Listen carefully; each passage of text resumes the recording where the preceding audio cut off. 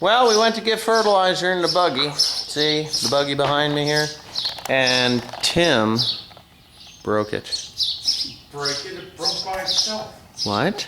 It broke by itself for so much weight.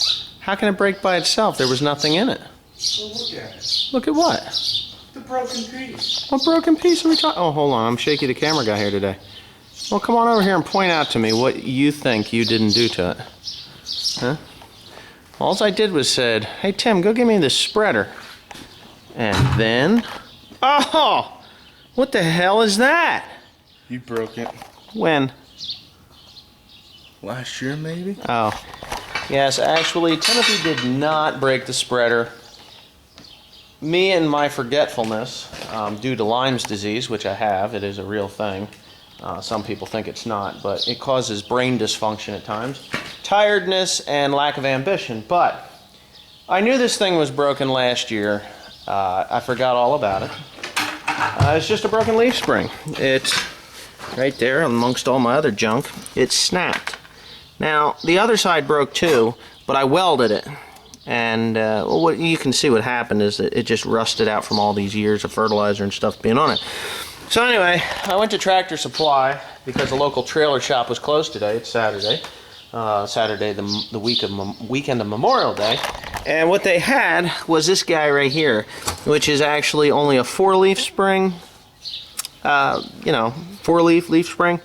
But it is the same size. Now, it'll be fine. I know it will be because it says it's rated in tandem up to 10,000 pounds.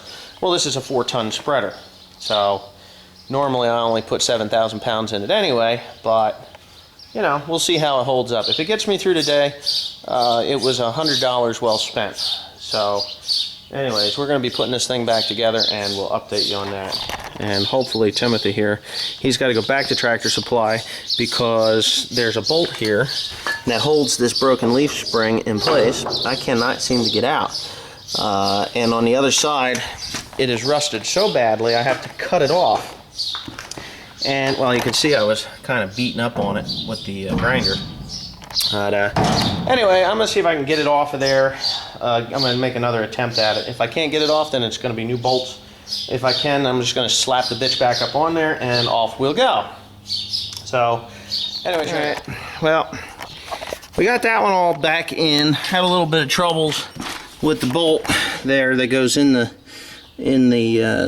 spring shackle itself. I thought I'd buy a new bolt, but I couldn't seem to acquire one today on Saturday. Yeah, I think everything else is pretty good.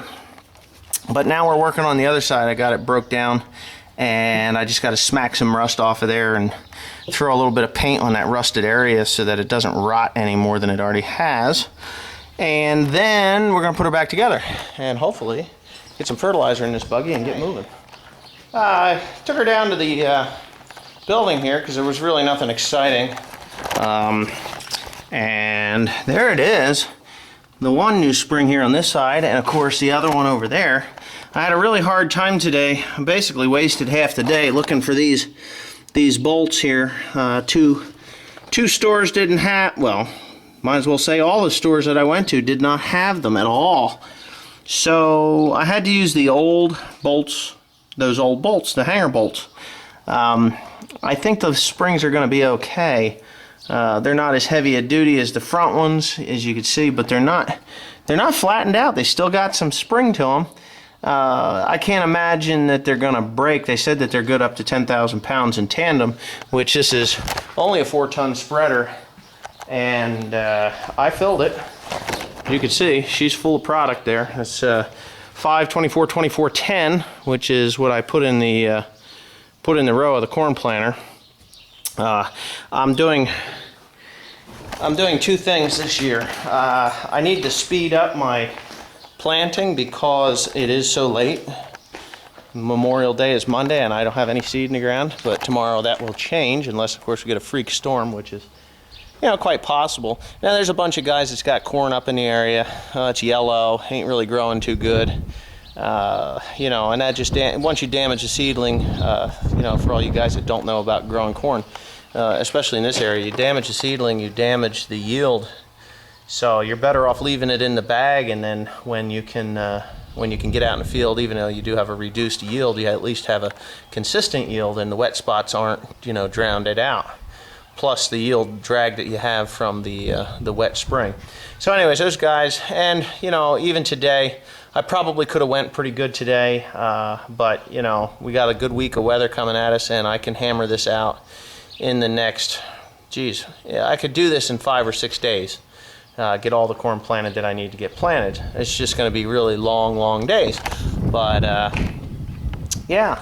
So anyway, that's what I'm going to head into tomorrow, is getting that seed in the ground and up and running. But, keeps up with my physique, keep me fit like Arnold Schwarzenegger. Of course, he's old now, but hey, what are you going to do? We all get old.